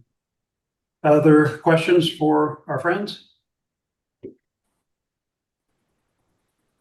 Okay, well, John and Laurel, as well as Susan, Jennifer, Jen Fave, who's not on, everybody who contributed to this effort, I really appreciate it. I think everybody on the board does. We clearly have a fair bit of work to do and getting organized so that we can both create a transition plan and identify or hire people to be responsible for that is important. It's the law and we need to comply, and that's that, which we will do. Thank you all very much for your time. As I mentioned earlier, feel free to reach out. We already have at least one topic to talk about, and that's OPDMD. But Jennifer and Susan, we look forward to hearing from you on anything else that comes up related to this effort. Thanks, John Okay. and Laura. Thank you, guys. Thank you, friends. Really appreciate that. Thank you Take all care. very much. And I do miss local government meetings, but if you don't mind, I think Laurel and I are both going to sign off. Okay, well, just this once, but next time we'll All right. make you stay the whole time. All right. I'll thank read you. your minutes. Thank you. I bet. All right, All right. thank you. Bye. Okay, very good. Next up is the first Selectmen's report. I'll go through this briefly. A couple of things I had on Thursday, September 18th. I had a meeting with Sarah Woodbury and Ward Glassmeyer, the executive director and board president for the Darien Foundation, just part of a regular update. And it's just a reminder of the good work that they do and all the good that contributes to that organization, as well as the folks who execute some of their programs, just how valuable they are in the community. And I really appreciated the chance to connect with those two and talk about things that they have on their agenda. But we are very thankful for everyone who supports that foundation and all the good that they do here in town. Similarly, but different, I had a chance to kick off the community funds race this past Sunday, about a week ago, on at Pear Point Beach. I think there were 400 or 500 people that participated in this, and I got a report this morning that they raised $65,000 for all the good work that they're doing. And that's, again, an example of another organization that we're really thankful for, and they do fantastic work as well. So much appreciated, everybody in town who supports both those organizations. It was a lot of fun to be part of all that. Last week, I had a chance to teach a couple of 8th grade classes at the Middlesex Middle School. My topic this time at the request of the IDEA teachers who are there was to talk about volunteering. So if anyone gets requests from 8th graders at Middlesex to do volunteering, well, that's a sign that maybe I had some impact. But even if I didn't, it was great to talk to them, and it really is fantastic to listen to these great kids that have all these great questions. But it was a lot of fun. So if you ever have a chance to interact with them, it's great. But I hope some of them are listening and they will take advantage of some volunteering here in town. There are a lot of opportunities. And then finally, a number of us were at the memorial service for Frank Kemp at St. Luke's Episcopal Church this past Saturday. The Attorney General for the state of Connecticut, William Tong, was there as well, and I really appreciated that. Certainly everybody in the community did, but it was a great turnout for a great man, and also a reminder that if you are doing something good in the community, you're connecting somehow, you're giving back in some way, or making your presence felt to help others, it's always appreciated. And Frank Kemp was a good example of that. And as I said in my newsletter, be like Frank and see what you can do to contribute to the community. It's a great thing. So those are my comments. Anyone have any questions for me? All right, we will move on to board liaison reports. We'll start off with Marcy Minnick. No update this week from Mental Health Task Force, but I will get back to you guys next week when I have some more info. Okay, terrific. Mike? Right, the Blight Review Board met on September 10th. We welcomed our new Blight Prevention Officer, Andrew Pepe, and the committee looks forward to working with him. We currently have 6 properties on the active list. We have recommended, or in the process of recommending, 2 more properties for foreclosure actions to the Board of Selectmen. There's another property where we've decided to fine or to file a lien on the current fines. We again encourage people who are on the list to come to our meetings and come in, speak to us, because we're always interested in helping folks in the community resolve their blight problems. And our next meeting is on October 8th. Thank you, Mike. That's great. Monica. I am happy to say that Tony and Jeremy Ginsburg, Director of Planning and Zoning, and I walked the property for Great Island, and the Adirondack chairs are now in great spots. And we're looking forward to the benches and other tables and chairs to be delivered, hopefully in the next 3 to 7 weeks. Perfect. Thank you. That's great. And finally, Sarah. So the Henley Homes and Royal Building Committee, the next meeting will be on Wednesday, October 15th, and that'll be on Zoom at 6 p.m.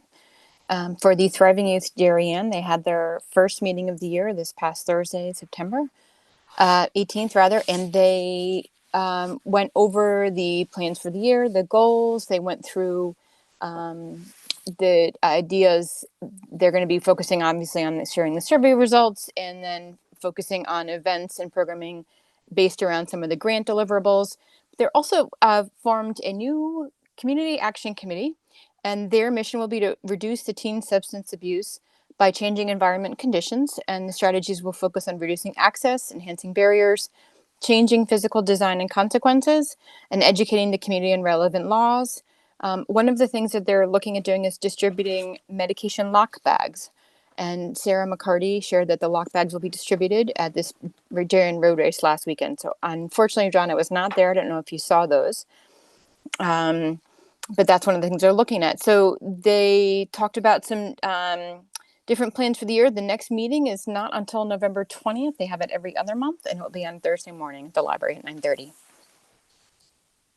Fantastic. That's great. Okay, so that does our liaison reports. Jennifer, is there anyone for public comment? I see Yes. Alexis Sweet has raised her hand. Alexis, welcome. You are recognized for 3 minutes. Hi, Alexis Sweet, 20 Beverly Place. My I don't see Great Island on the agenda tonight. You've got a packed night, so that could be why. But in light of Board of Finance decision last week to table the 2.3 early access design and planning appropriation, it just felt like the right moment to ask everyone to give some thought to a few practical, at least maybe short-term alternatives to your access question / issue. It's really clear that obviously access is a top priority. Bathrooms may also be important, but since we have portable bathrooms already on site, I'm gonna not talk about that one for now.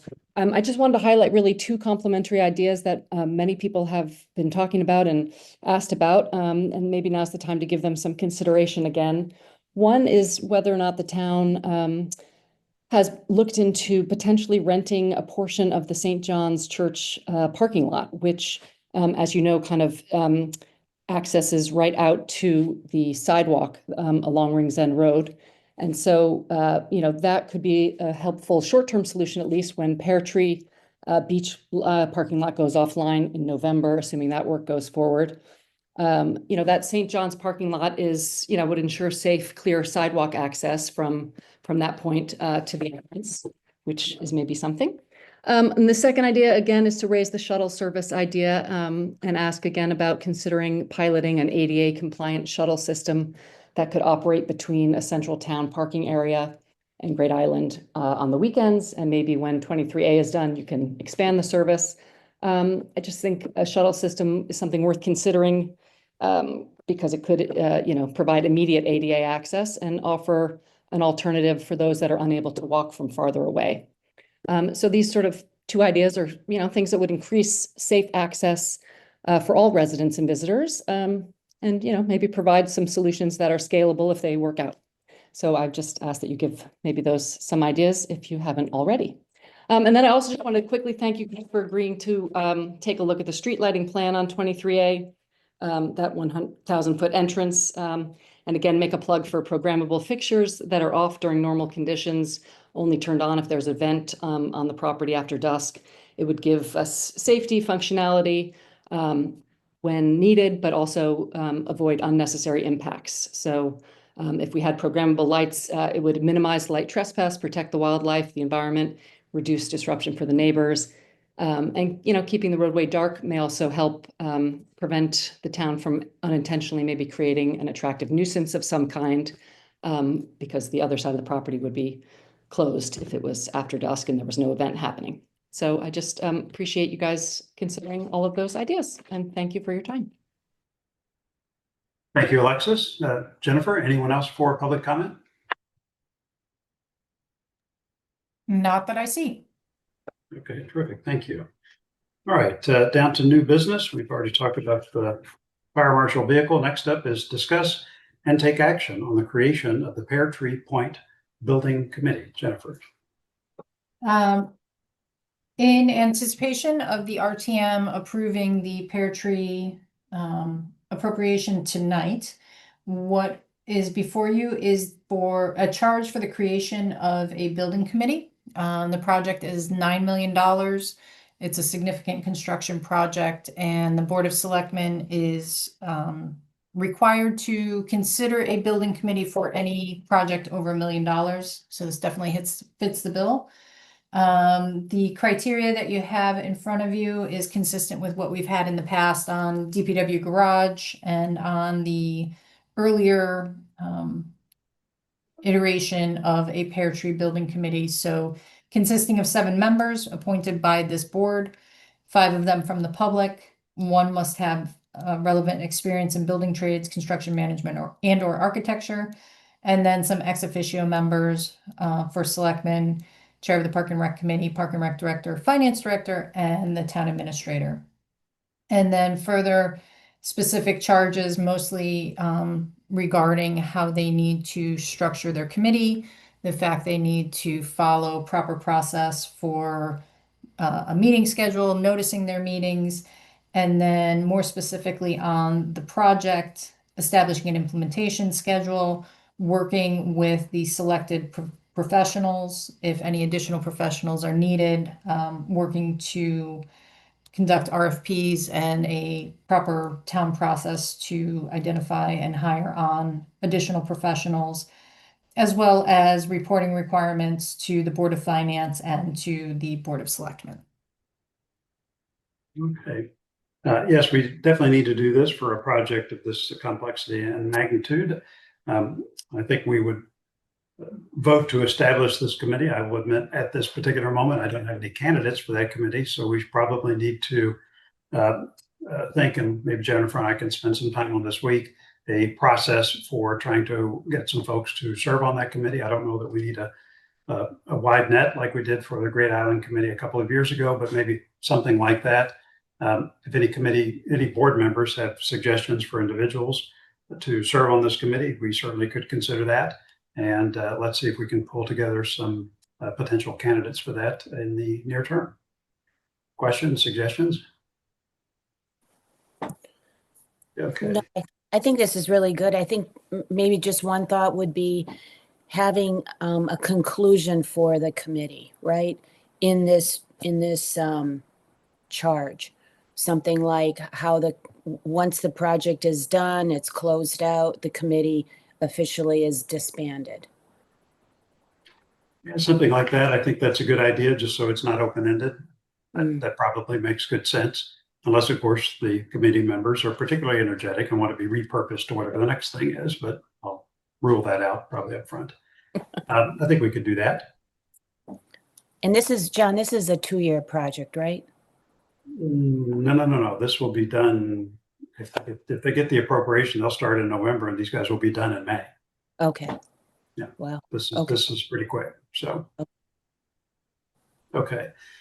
Could I get a motion for the Board of Selectmen to create a Pear Tree Point Building Committee? Mike moves, Sarah seconds, all in favor? Okay. Committee is officially created and we will, at the next meeting, talk about staffing that committee. Okay. Next item, discuss and take action to request a mandatory referral from Planning and Zoning for the extension of utilities to 3 Parklands Drive. Jennifer.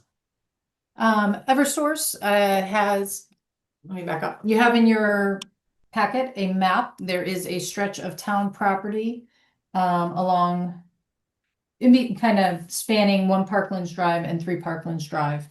There is an easement granted along our property there for the owners of 1 and 3 Parklands Drive.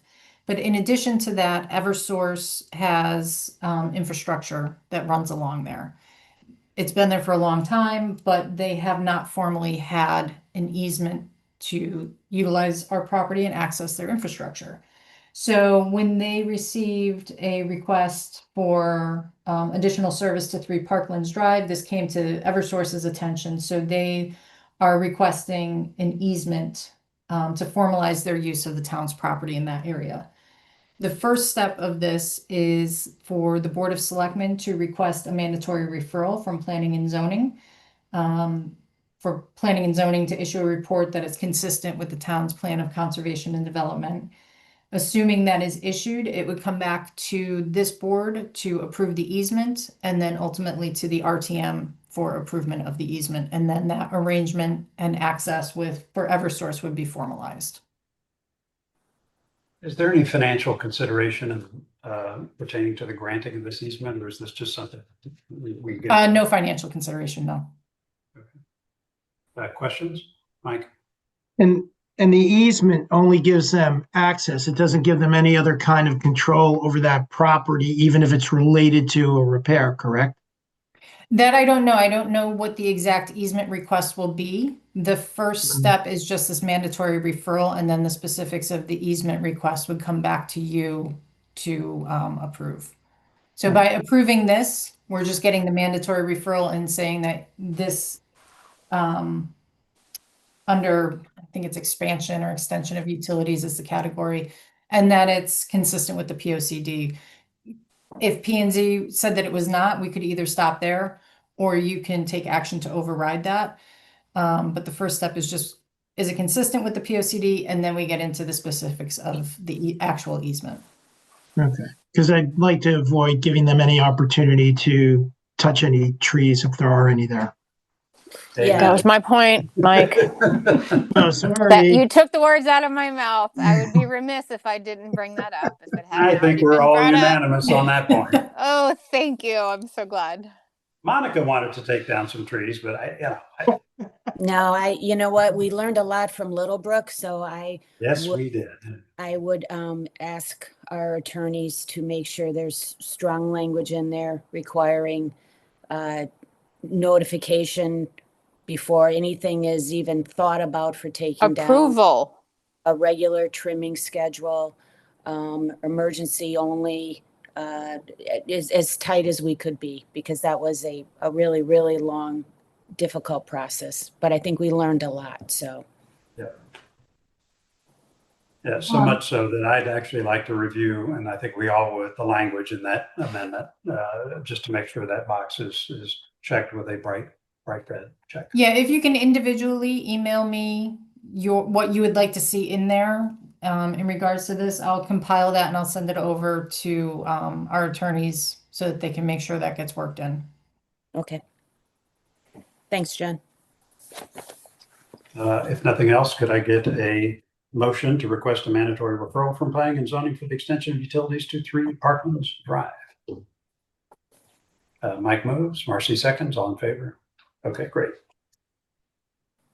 All right, next up is a transfer. Discuss and take action on a request to transfer $27,600 from Detective Bureau full-time salary to training for a payment to be made to the town of Monroe following the hire of an officer.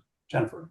This is a final closeout of fiscal 25. Whenever the town hires an officer I believe it's a certified officer from another town, state law requires that we reimburse the original town for the officer's training. So it's oftentimes a bit of a negotiation and a back and forth on what should or should not be included as training costs. So we did hire an officer from Monroe, and late in fiscal 25, there was a final agreement on what that payment would be. So we just need to move the budget to cover it. They've had to pay towns a couple times over the past, and typically what we have done is where we have a full-time salary savings because of vacancies, we've transferred that into their training account so that it's not charged against salaries, but is considered a training expense. So Jen, this wasn't a flat 50%. This was negotiated by town council? Yeah, our council and their council was involved. There was negotiation and discussion over what categories should be included as training. Different departments have requested to include different categories of training, different periods of time of salary, and that sort of thing. The initial request from Monroe was significantly more than this. Got it. There was a huge gap between what they wanted and what we ended up with. Great. Okay.